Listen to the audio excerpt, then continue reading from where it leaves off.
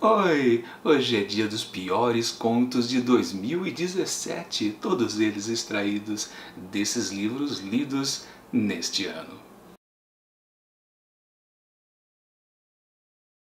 Geralmente é fácil a gente escolher os piores sobre algum assunto durante um ano, porque é muito mais simples a gente ter certeza que tal coisa ou tais coisas não funcionaram ou ficaram meia boca. Já os melhores, a gente sempre fica na dúvida, não será que aquele é melhor que o outro? A gente sempre tem mais opções nos melhores. Já nos piores, poxa, é sempre aquele pouquinho. Sobre os contos, também foi o caso aqui durante esse ano de 2017. Num universo de 156 contos lidos, apenas 22 eu atribuí uma nota baixa, onde eu realmente não gostei do texto por vários motivos.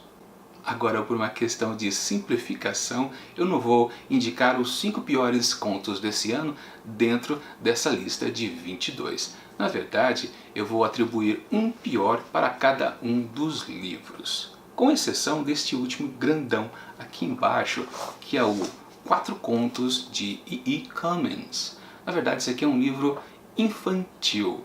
Só tem 4 historinhas bem simples. Então, praticamente o defeito que aqui existe é mais por conta até do formato. O formato que eu digo é uma história para crianças pequenininhas. Então, elas tendem a ser bobas também, o enredo e a narrativa. Mas, curiosamente, aqui tem um dos livros, um dos contos, também que eu atribuí até 5 asteriscos. Teve um de 4 e realmente 2 deles foi bem fraquinho e eu dei uma nota baixa.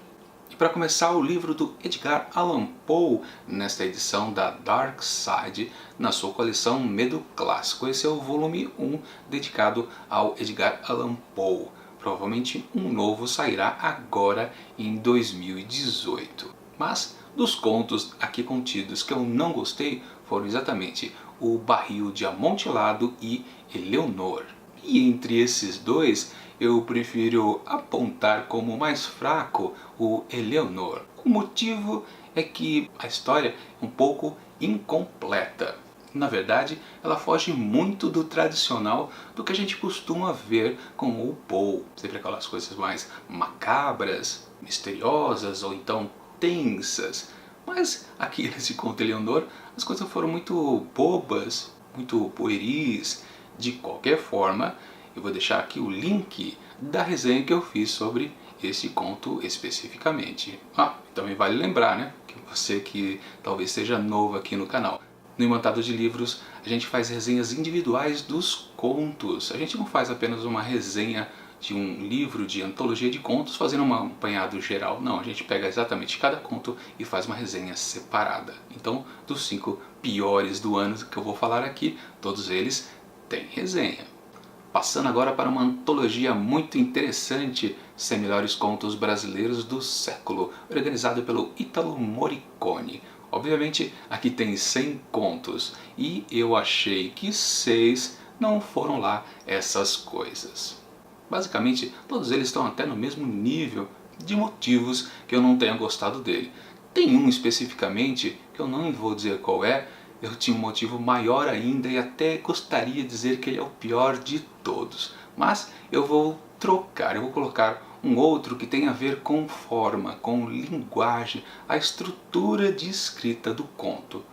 O motivo disso, talvez você entenda quando você ver o vídeo de amanhã, que é os melhores contos de 2017. Bom, enfim, o conto que eu estou me referindo é Toda Lana Turner tem o seu Johnny Stompanato, da Sônia Coutinho. Essa história tem um grande problema. Aliás, está aqui o link da resenha completa deste conto. Quando a gente termina de ler o conto, a gente percebe uma coisa. Pera, não houve uma história contada aqui. Na verdade, só houve um grande recorte sobre o tal Johnny Stompanato. E foi isso que me fez ficar muito frustrado com a história. Eu pensava que ia acontecer alguma coisa, porque há um personagem ali na história. A gente quer saber o que acontece com aquela personagem. Mas não, a gente fica sabendo de outra história. É um negócio muito esquisito, uma construção que eu não gostei.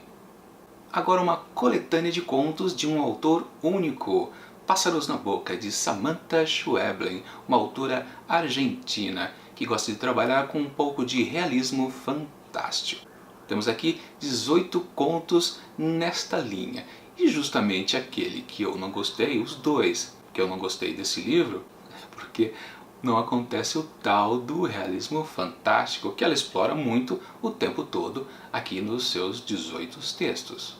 Então, os dois que eu não gostei foi O Meu Irmão Walter e depois O Cavador.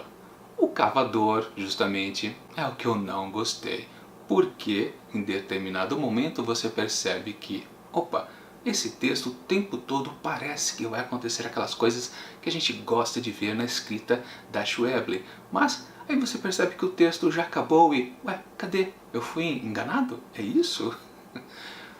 Aqui no link em cima você encontra a resenha completa também, onde eu trabalho um pouquinho melhor essa minha percepção. Pode ser que algumas pessoas até leiam um texto e achem, não, ele está no estilo dela, não tem nada de diferente, ou de errado, ou inferior. Mas eu acabei achando, eu fiquei muito frustrado com aquele conto. O Cavador. Não chegou a lugar nenhum. O curioso é que um dos melhores contos aqui também desse livro trata praticamente do mesmo assunto, pessoas que estão cavando um buraco no chão. É muito engraçado isso. Voltando agora para uma antologia de contos com autores diversos. O Presente do Meu Grande Amor, 12 histórias de Natal, organizado pela Stephanie Perkins. E como esse aqui se trata de um livro para jovens adultos, nós temos todas aquelas características tradicionais do gênero, que foi o que me fez escolher 3 desses contos como os piores. Aquela coisa dos triângulos amorosos ou dos duetos românticos. Isso não dá certo nunca.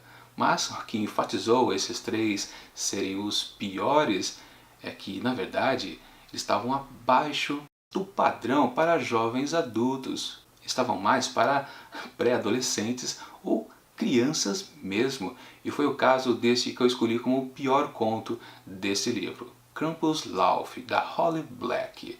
Neste conto, quando eu estava lendo, eu tive a nítida sensação que estava vendo Malhação. Sim, a novelinha da Rede Globo. E como eu posso acusar isso? Bom, eu confesso, já assisti muita Malhação, então eu sei que esse texto aqui, sim, emula completamente aquelas desventuras daqueles jovens que a gente sempre vê em Malhação. Por isso, eu considerei que sim, é o pior conto aqui deste livro. Ah sim, não esquece, tem o link para a resenha completa da análise desta aventura de Malhação.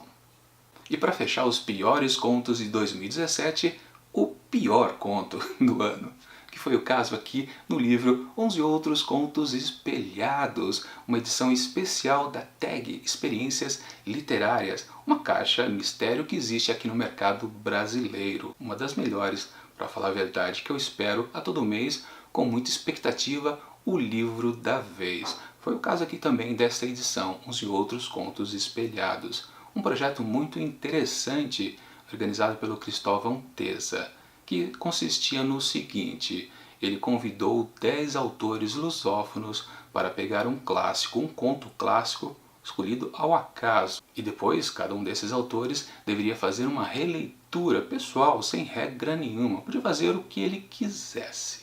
Bom, o resultado disso é que eu considerei esse livro aqui como um dos piores deste ano de 2017. Ele só não foi exatamente o pior, porque 50% dele é muito bom, ótimo para falar a verdade, que é o caso, claro, dos textos clássicos originais, e 50% muito fraco, tendendo ao ruim, que são exatamente as releituras feitas por esses escritores lusófonos.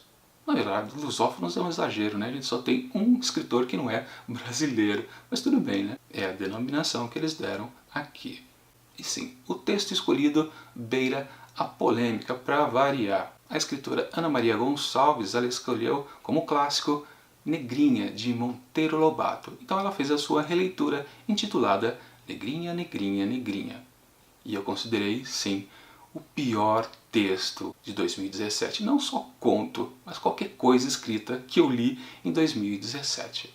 Os motivos eu explico com mais cuidado na resenha individual que está aqui em cima. Mas o que mais me pegou e deixou com vontade de atribuir uma péssima nota para esse conto é que o texto da Ana Maria Gonçalves não faz questão nenhuma de aliviar esta questão polêmica.